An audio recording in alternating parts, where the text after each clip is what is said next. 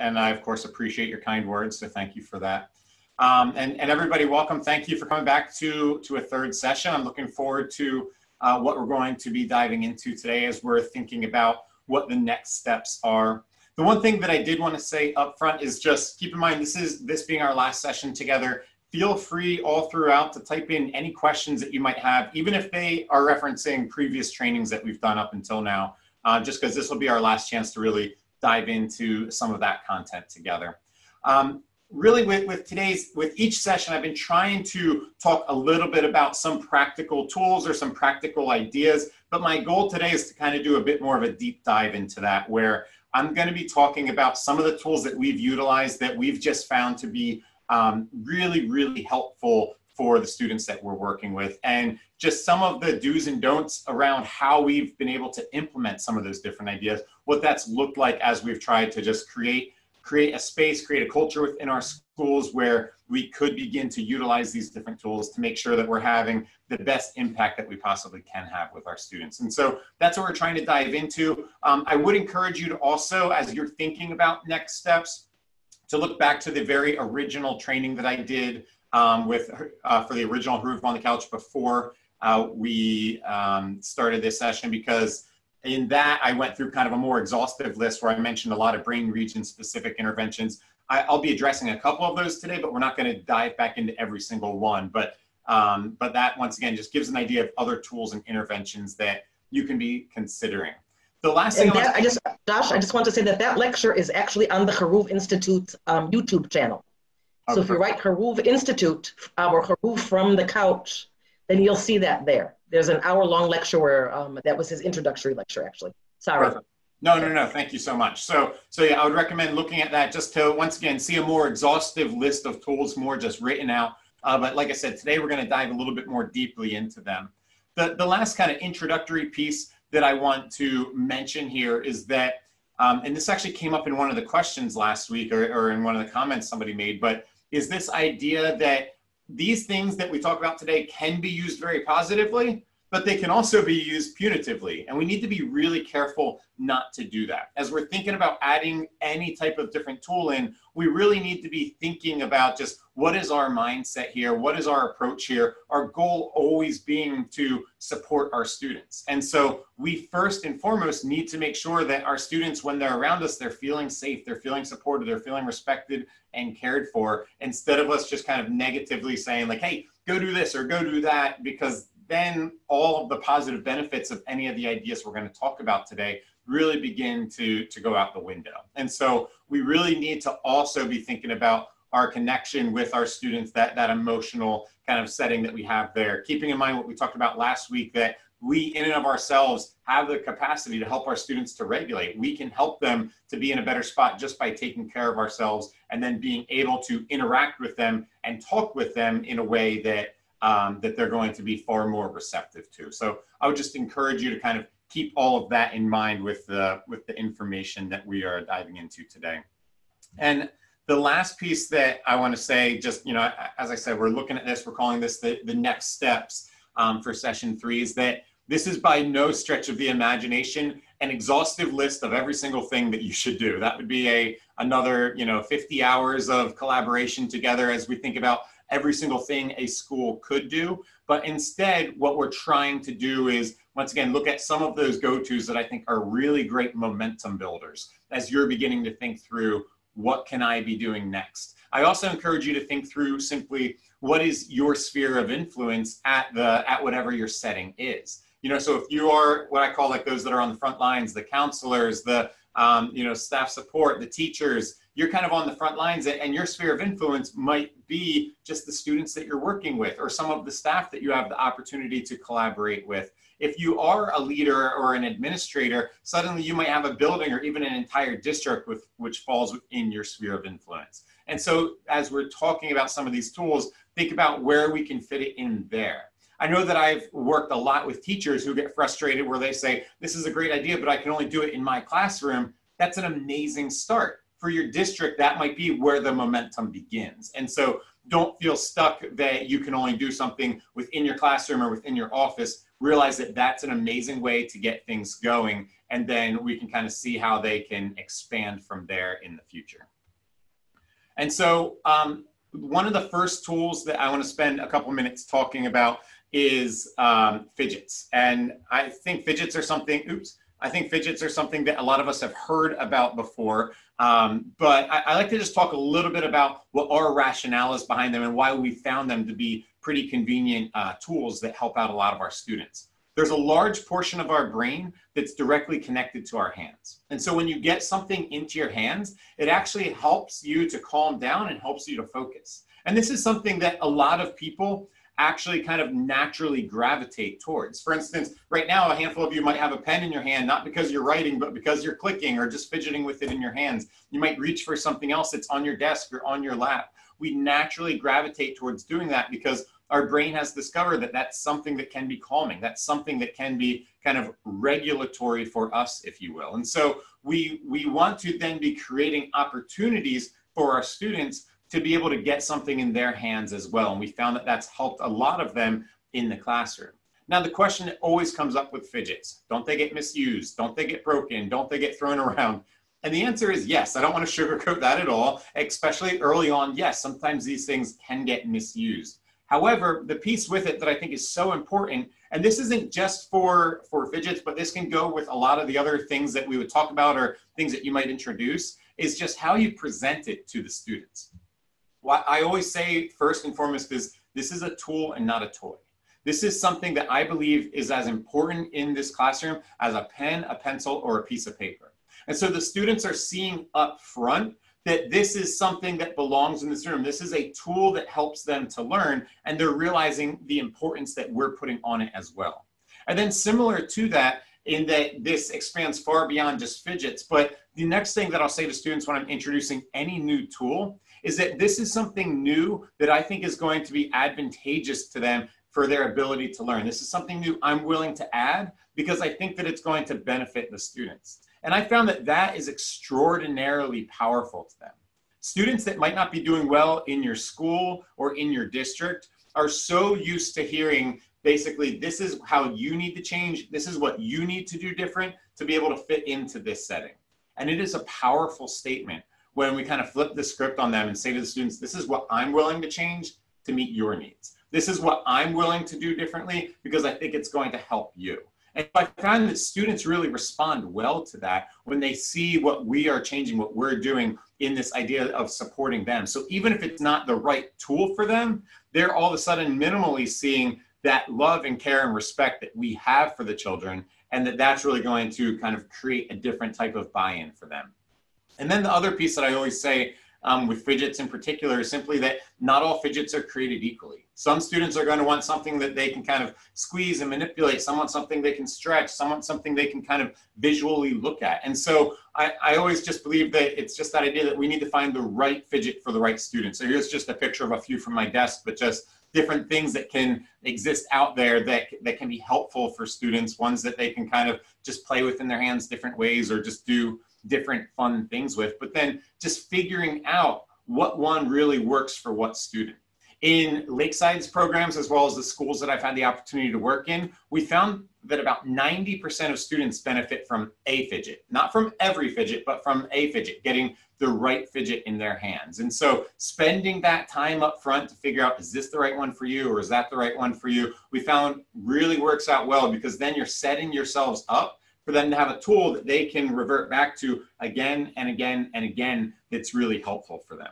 For that other 10% of students that either are completely disinterested or every fidget they're trying seems to not work, get broken, get thrown around, to that 10% we're saying, perhaps fidgets aren't the right tool for you, but we're going to find something else that is. We're going to find something else that works for you. Because once again, our goal here is to help you, to make this a better situation for you. And we're going to do everything we can to support you in that process. But what I've seen happen far too often is that a teacher will say, okay, somebody told me I have to try fidgets, hand them out to everybody. One person throws one across the room and they say, I told you fidgets don't work. And then they collect them all back. And really, you can't be throwing out the baby with the bathwater like that. We really need to work with the children instead of just trying to be punitive so quickly, collaborate with them and figure out what is going to be the next step.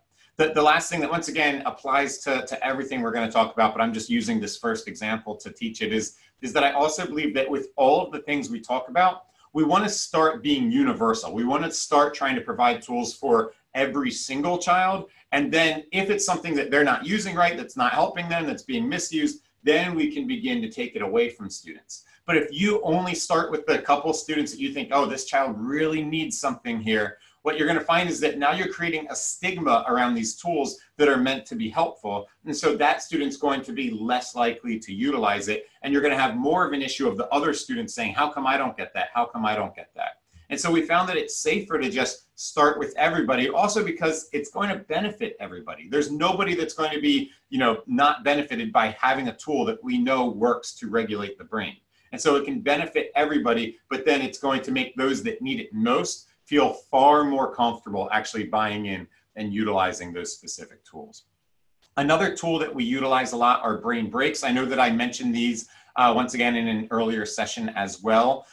Just a couple things that we love about brain breaks is the fact that they really are extraordinarily versatile. And so with brain breaks, you can really utilize different activities that are going to activate different regions of the brain based upon where your students are operating from at that time. And so a lot of people ask us where we get our brain breaks from. We actually wrote a book with brain breaks in it. And what we did in that book was we actually then specified this brain break activates these regions of the brain so that we could really have a strong plan moving forward in terms of how do we help our students out and really, doing the right thing at the right time. What I found would often happen is teachers would try to do something like a brain break and they might turn to like a crazy dance party or something fun like that.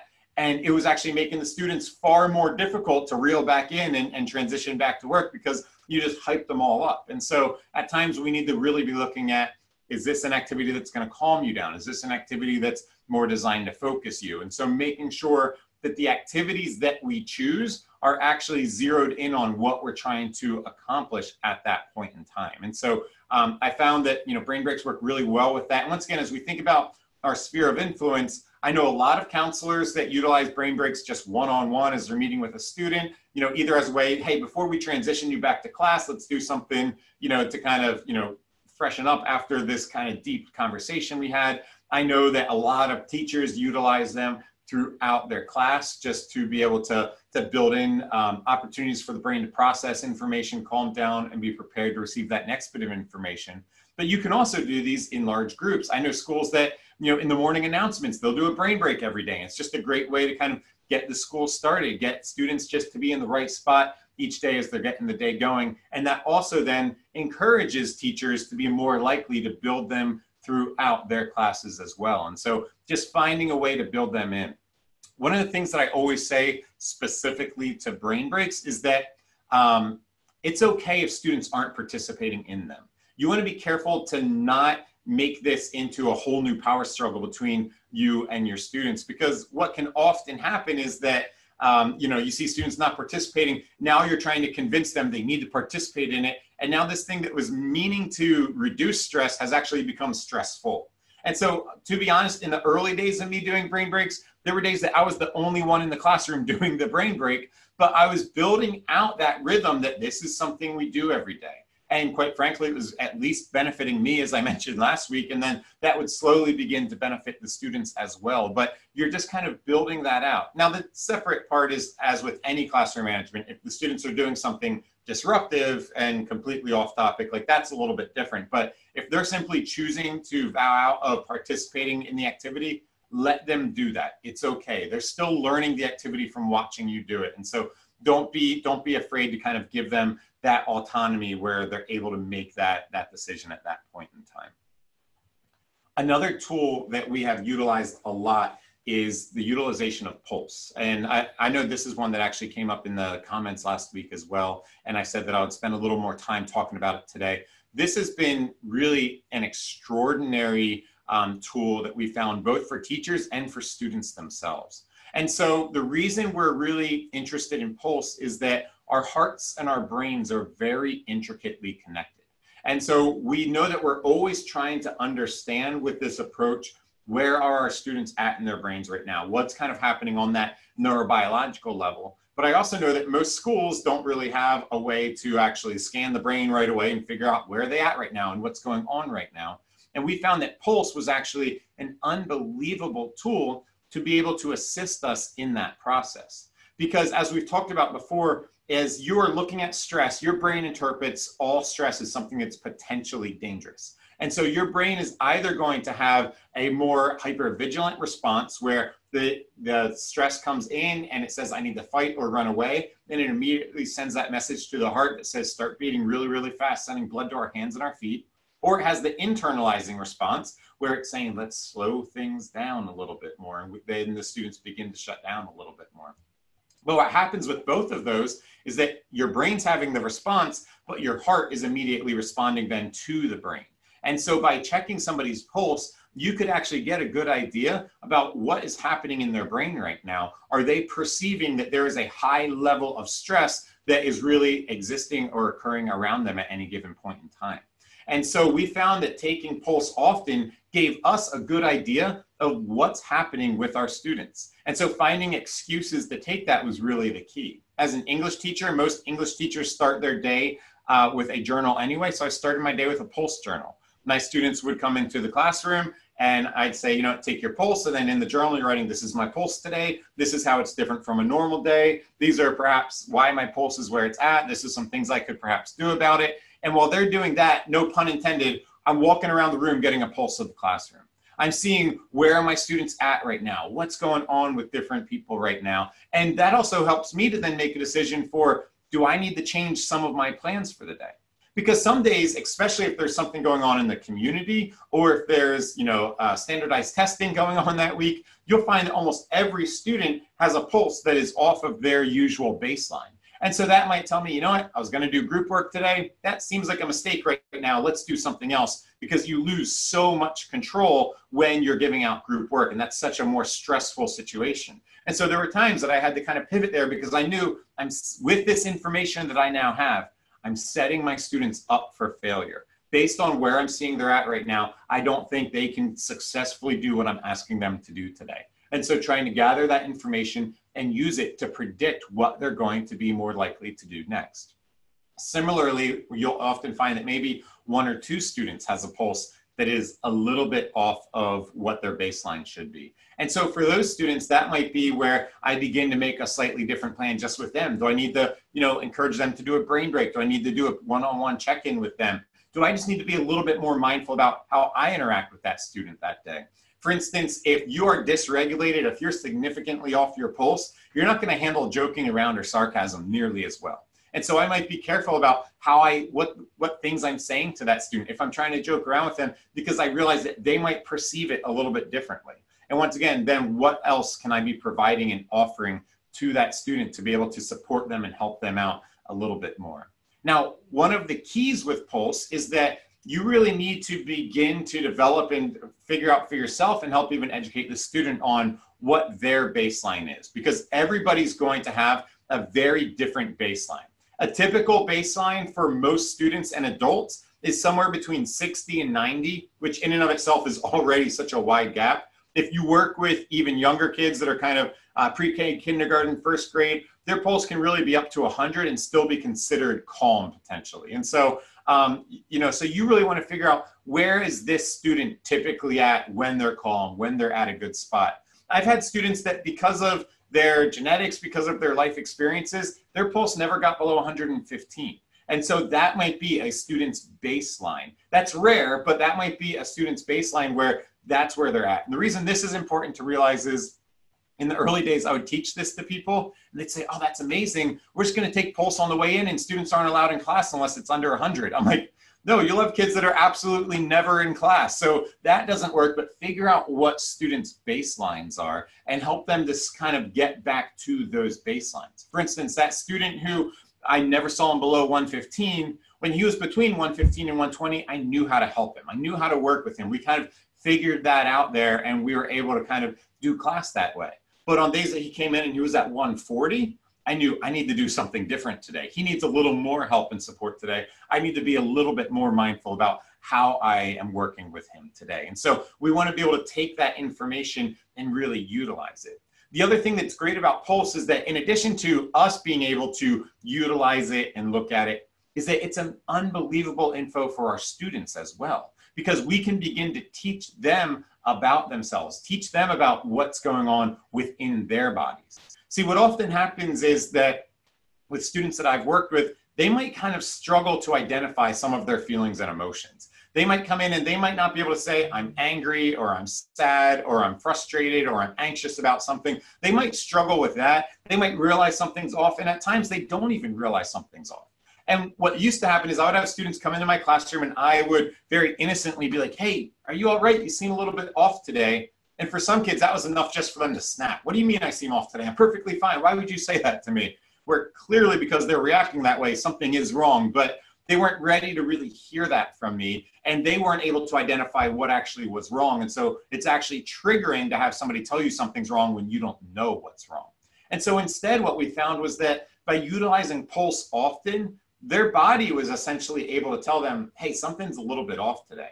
Something's not the way that it should be right now. And we've been able to utilize that to then kind of make our way towards, and what tools would help us with this. Because even though they might not be able to identify, hey, I'm anxious, or I'm upset, or I'm frustrated, whatever that might be, they are able to say, I feel great when I'm in 80, and right now I'm 105.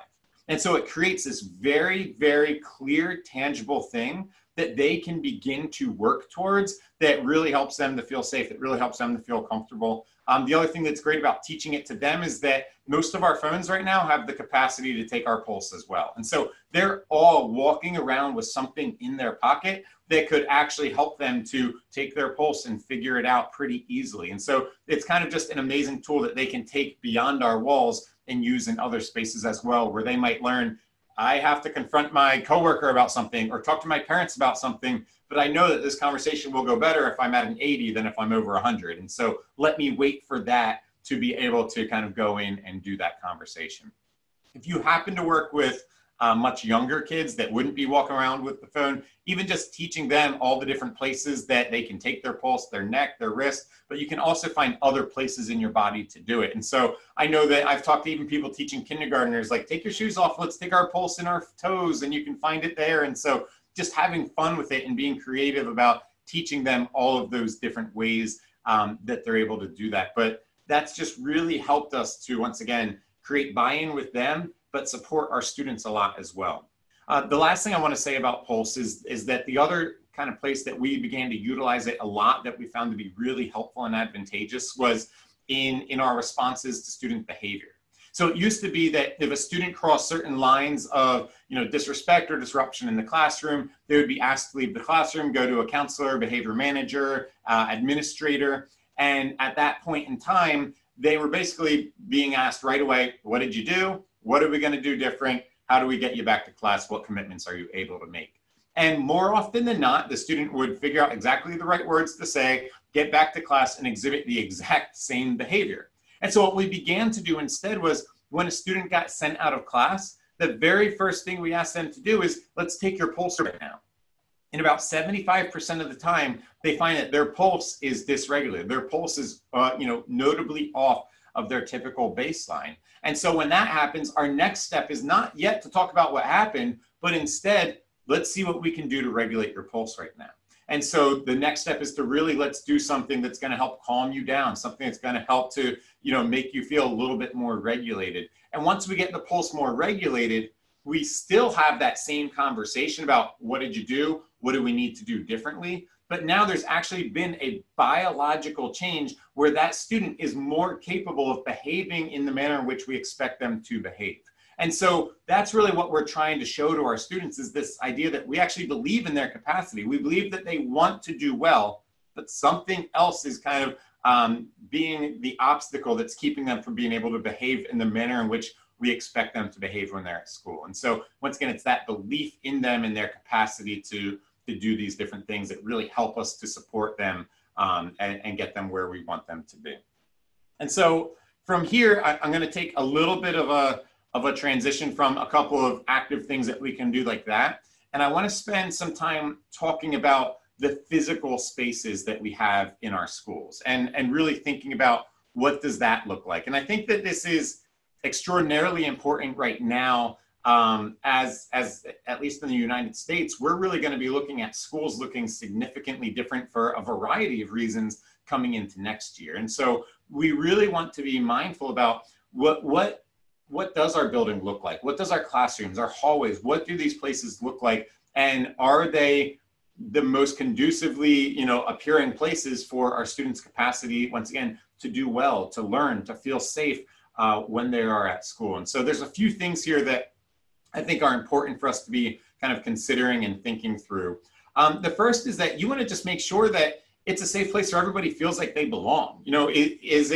Is the environment that you're creating, does it feel comfortable? Does it feel like it's a place where somebody would want to spend time? And I think that seems a little odd when you think about school, especially traditionally what schools have looked like in the past. But I think that's an important thing for us to be considering. Are there elements to our space that we could be adding in that are just going to make it seem like a space that people would be more likely to want to be, that they'd feel more comfortable coming into that space, that they would be kind of excited to get into your room? And so really helping them to feel that way, and also allowing them to play a role in, what does this space look like? Are there new things we would want to add to this space? And so that way they're able to kind of put their own stamp of approval on that space, as well as they're thinking through, once again, just being in the type of environment that they would want to be in, that they could feel excited and comfortable about being in at any point in time.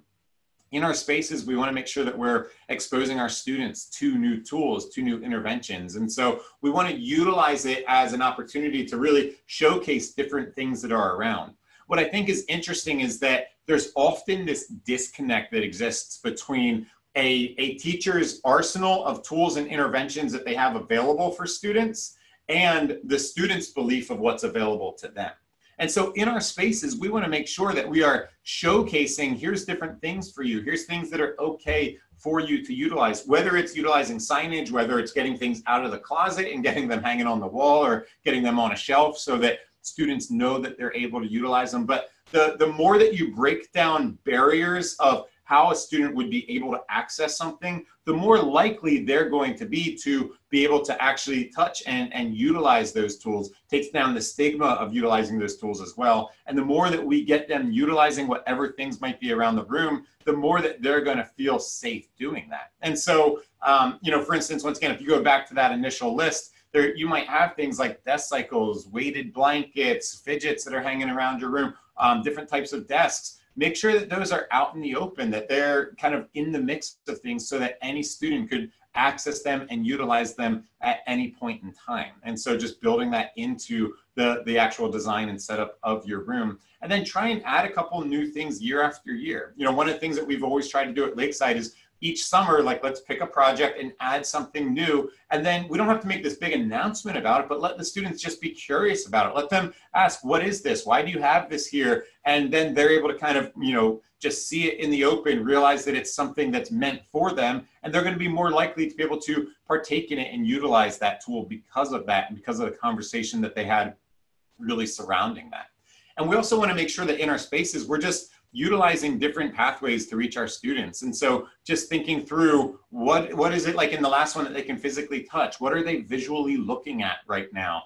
Even just like, what is the smell right now? What are the different things that are just going on around us? And is there a way that we could really set that up that it's going to be more advantageous for our students instead of less advantageous? Can we think about, do we need a diffuser in here to cover up a bad smell or put in a better one? Are there different things that we need to be hanging on the wall right now? And just kind of setting it up so that they go in there and once again, they could utilize different senses to be feeling safe, to be feeling calm, and that we have tools and interventions that are once again visually there for them to grab, that would be able to activate any region of the brain so that no student is kind of being missed out in all of this.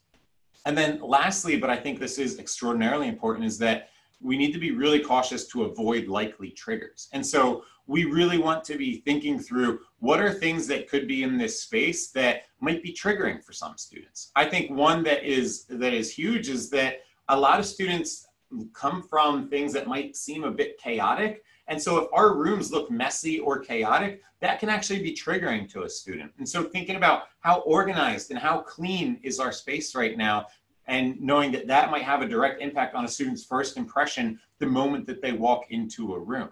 Thinking about just, you might be hanging up pictures that you really like, but is there any reason that some of the stuff that you have up on the walls right now could create kind of a negative impact for your students? And so just asking that question and paying attention to some of the side comments that students might say about different things that are around the room. And once again, just including them in the conversation, including them in the creation of making that space, not just your space, but the collective space that you're going to be at with your students as well. I think that really helps to create a unique buy-in for them, and can really help to just settle them. We never want something that's existing in that space that just immediately is setting a student off every single day when they walk in there. Now, triggers are tricky because they can be very, very unique to different people. And so once again, we could try our best. We're still going to miss things at times, but that's just why we also then just need to be attuned to what things are students saying, what comments are they making, that might tell me I need to rethink this thing that's on the wall right now, or this thing that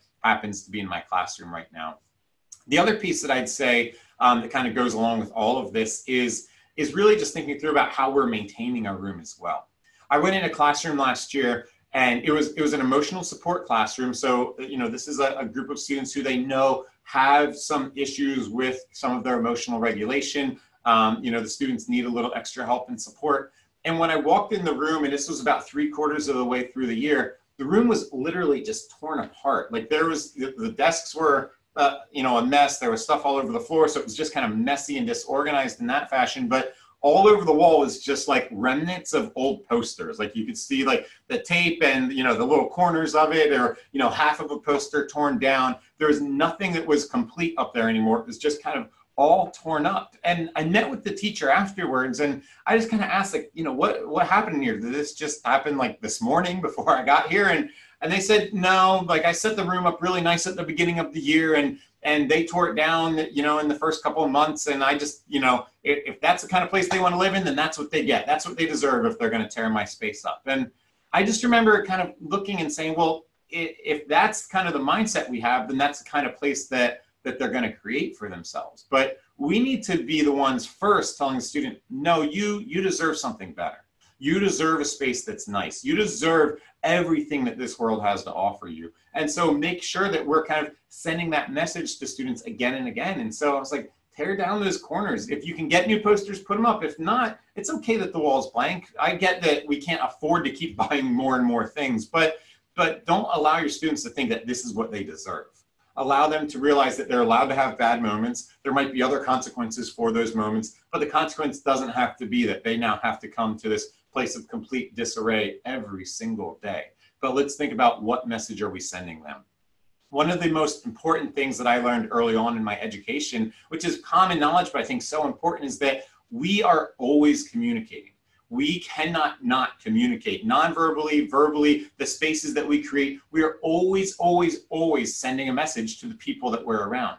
And so because our rooms, our offices, our classrooms are an extension of us, it is a way that we are communicating with our students. And so if that space says you deserve a mess, we might as well be verbally saying that to the kids ourselves. And so we need to think about, what are we doing? How are we creating the space? And what message is that sending the students about who they are and what they deserve? And trying our best to just be mindful of that. Now, I am horrible at decor. I'm horrible. I'm not very well organized either. But so I would always just bring in other people, other coworkers or friends, just be like, hey, can you help me make my space better? Can you help me figure out a way to do this better? Because I know that it's a weakness of mine. And so, I realize that we don't all have to have like the Pinterest perfect classroom. And that's not what I'm saying. But there's other kind of middle ground where we can at least create a space that says, I tried, a space that says, this is organized, and you can really belong here and feel good about this spot that you're in right now.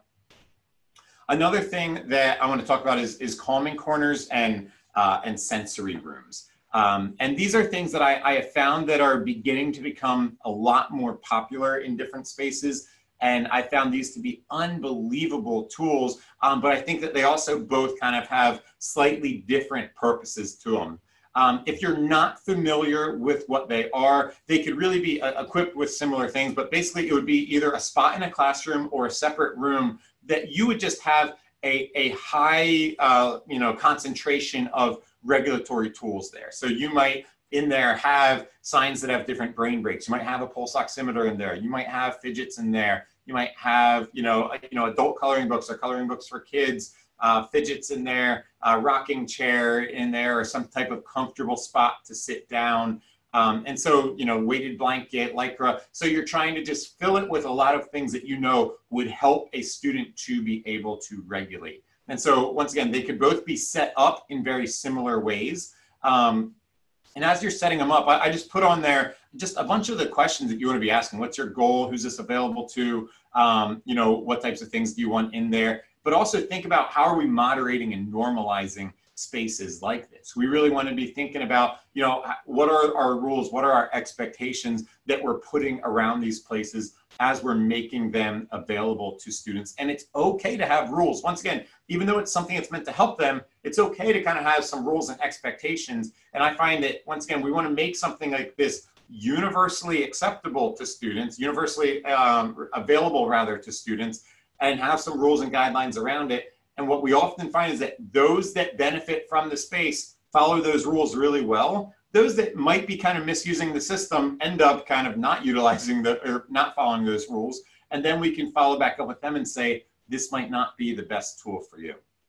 But to kind of talk about some of the differences here, a calming corner, first off, is going to, once again, it's going to be a spot that's within your classroom. And some people, they make like these elaborate and big, beautiful spaces, and that's awesome. Sometimes, I've been in classrooms that are really small, and it's like, I can kind of get you slightly behind this bookshelf here so that you're getting a little bit of space from students. But what I find is important to it is that if possible, you want to begin to break a little bit of the visual sight between that student and other students in the classroom, while obviously you are maintaining visual sight with that student.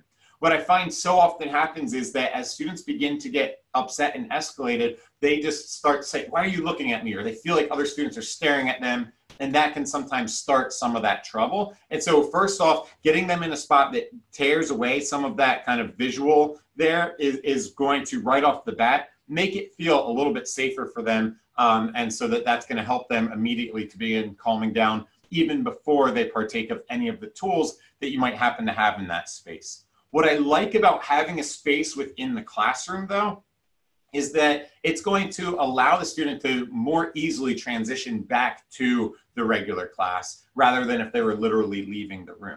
And they're actually, unless they happen to put headphones in, and that may or may not be a rule that you have in that space, if they're not putting headphones in, they're still going to hear you talking. They're still going to hear what's happening around them. And so they're not going to kind of lose out on as much as they would, once again, if they were physically leaving in the room. But perhaps the most important piece to this is that every time you get upset, you either get sent out of the classroom or you walk yourself out of that classroom and you go to another space to calm down, your brain actually learns that I only regulate outside of this room. And so you would have neurons that are firing that say, I can't regulate when I'm in here. My only way to regulate is to leave this space. And you would then be creating neural connections that actually are teaching you that. And so what I love about a calming corner within a classroom is that it's allowing you to learn, I can regulate when I'm in here, which can then actually scaffold to them being able to regulate more easily from their seat in the future. And so it's just teaching them that I'm able to regulate when I'm in this room.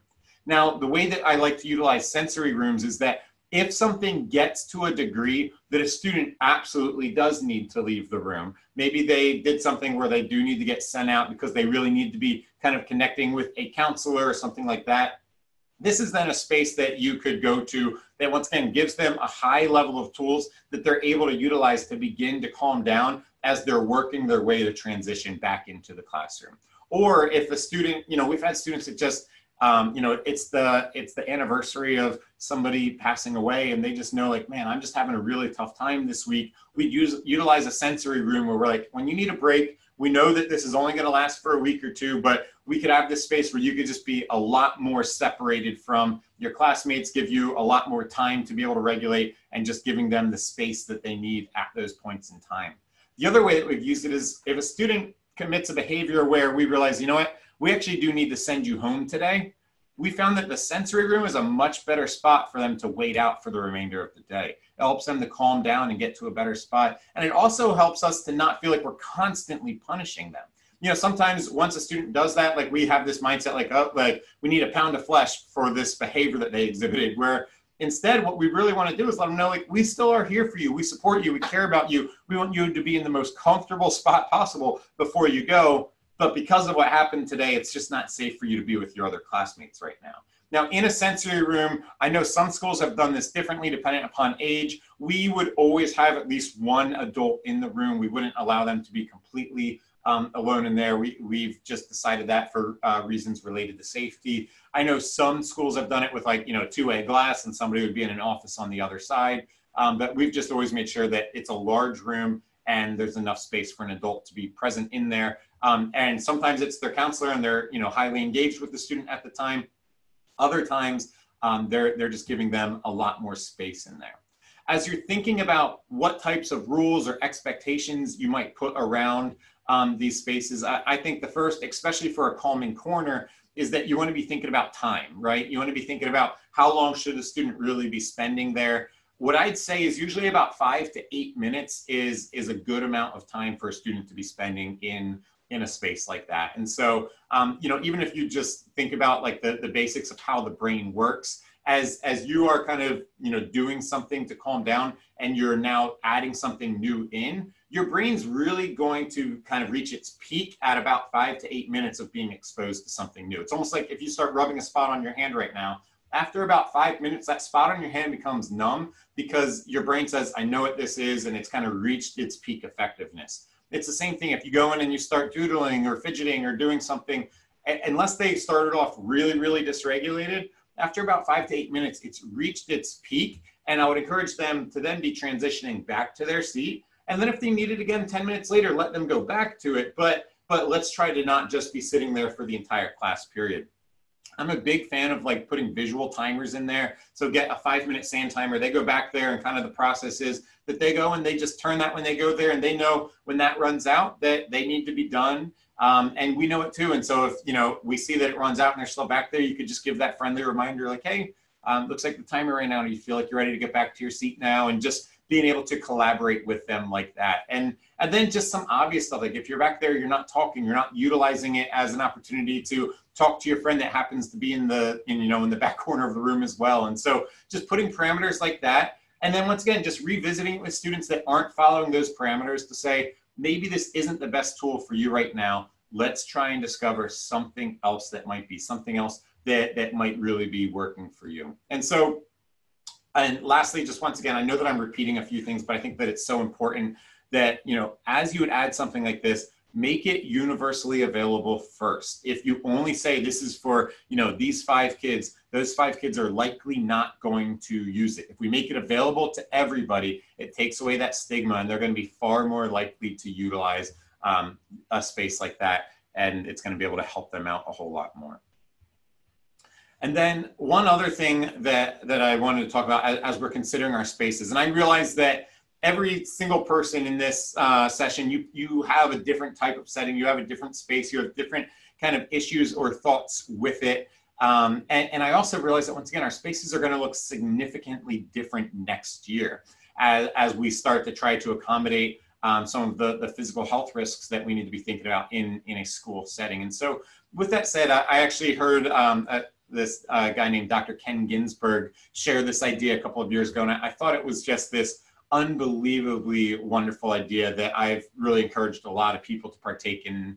What he shared was that before he had his first child, he and his wife were going to some parenting classes, and one of the things that was recommended to them was they said, get down on your hands and knees and walk all over your house, and now you know all of the stuff that your child's going to get into. You know the kind of point of view that your child's going to have from your hands and knees as they begin to crawl and walk around, and you know what things you might need to move and change to be able to child-proof your house, essentially.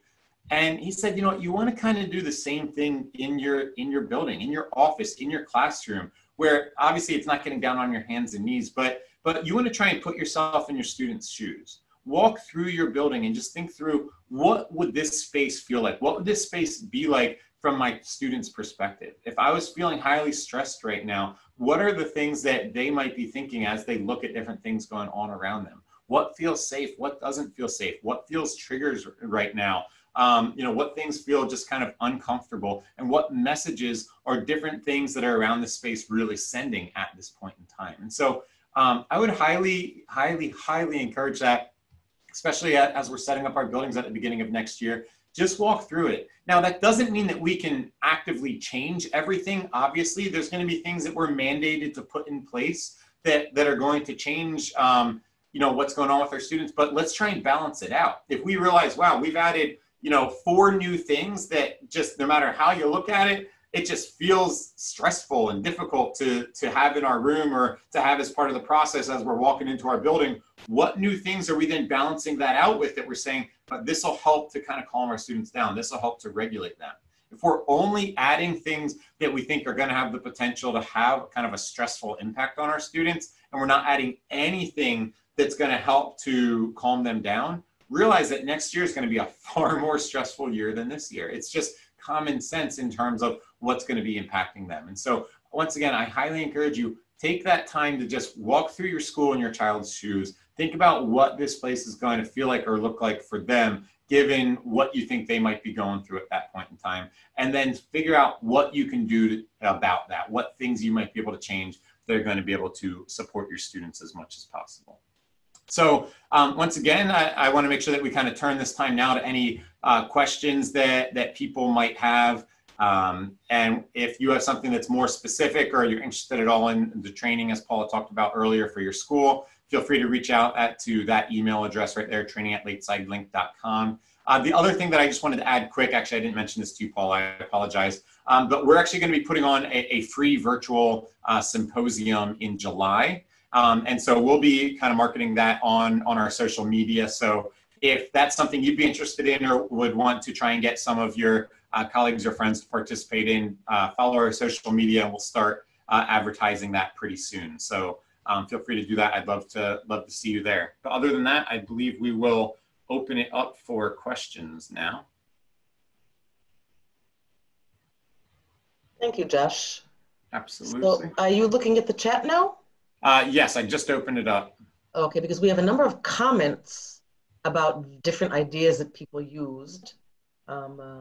Using a stethoscope, for instance, to listen to hearts, as well as the ox pulse, and a couple of other ideas. And then a question about how you avoid turning this, I imagine the spaces in the room, into a penalty box. Yeah. So real quick, so in terms of the whole penalty box idea, and I think that's a great question. That goes to a bit of what I said at the beginning, where you could kind of turn it into like, hey, go to the calming corner. You clearly need a break right now. And I think part of it is going to be dependent upon the teacher's level of self-regulation. But another part of it is you might make a rule that, listen, I'm never going to send you there. It's a self-select, it's a self-select thing where you're always going to be the one to choose to go there. Or I've worked with some teachers that they know, like, verbally encouraging a child to go there might not work. So they might walk around and they might just have like, hey, if I put a pink Post-it on your desk, that just means like, hey, I think this might benefit you right now. And so we're kind of taking away that opportunity for us to, for lack of better terminology, screw it up, because we're human beings, but to come across as though it is something that's becoming punitive for the child, and trying to think about how do we really, support them, and how do we make this something that we believe is going to be, advantageous for them. So I think we really need to really be thinking about that. And real quick, Chris had the question about students that are older, 18 to 20. Really, what I found, I work, I know that they're slightly, well, even I had some people that were 18, but I worked in high school. And so we use these spaces at that age level, and found that it really can work at all age lengths. And I think that, once again, it's just working towards normalizing it. And you can call it whatever you want. Like, maybe you choose not to call it that. Maybe you just call it like a take the break spot. Do whatever you want in terms of what you want to verbally name it. But what we have found is that it doesn't really matter your age. You can benefit from the same basic idea of it, which is just that need to kind of like, hey, step back and and take a short break, take a little breather from what you're doing right now. And so just kind of looking at it in that capacity, I think is something that can be, that can really be helpful. Or once again, if you feel like those 18 to 20-year-olds like are really of a much higher maturity level, it's not just that they're chronologically older, but they are developmentally older, you might decide that you don't need a space like that. But once again, you would just want some of the tools readily available in the classroom for those students. Yes, the 101, we don't have 101 Fidgets, we have 101 Brain Break book, and that is available at the Lakeside store, which is, I believe, but yeah, shoplakeside.org. So that's on there. And the promo code, once again, will get you $5 off if you're interested. It's also available on, it's also available on Amazon, but we don't have a coupon code for Amazon. Okay.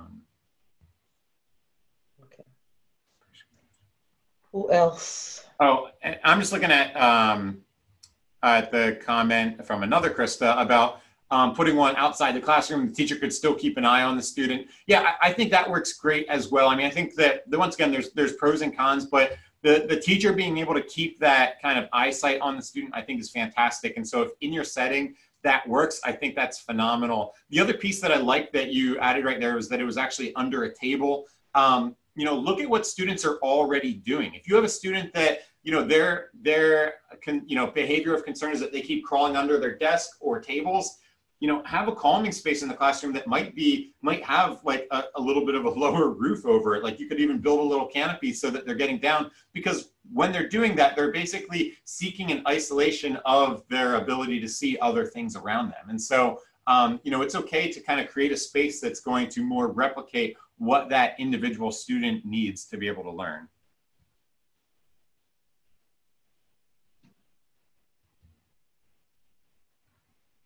Can I ask a question? Were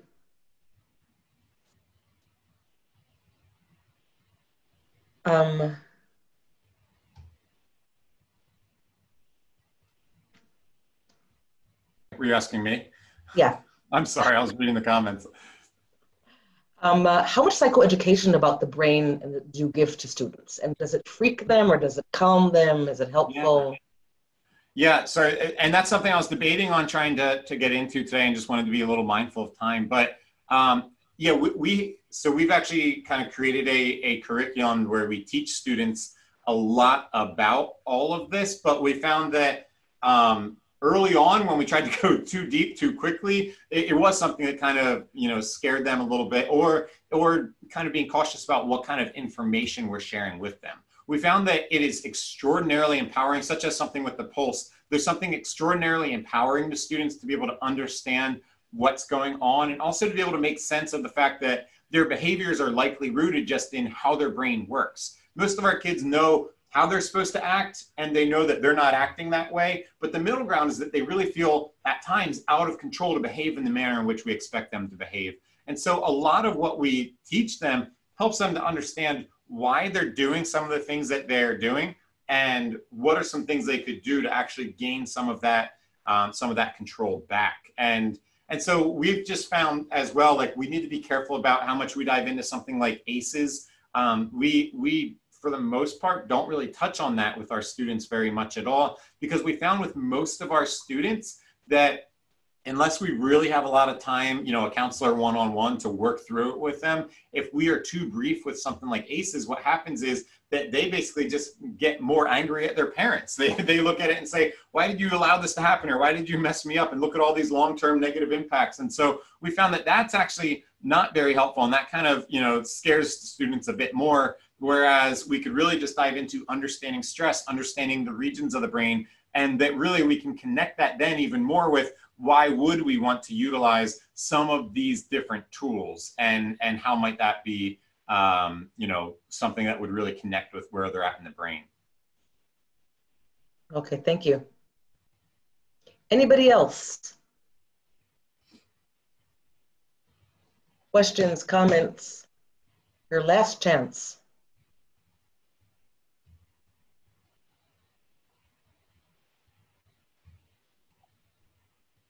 Okay, so I think we're going to close. There is information about certifications of attendance on the chat that y'all put in for anybody who's interested.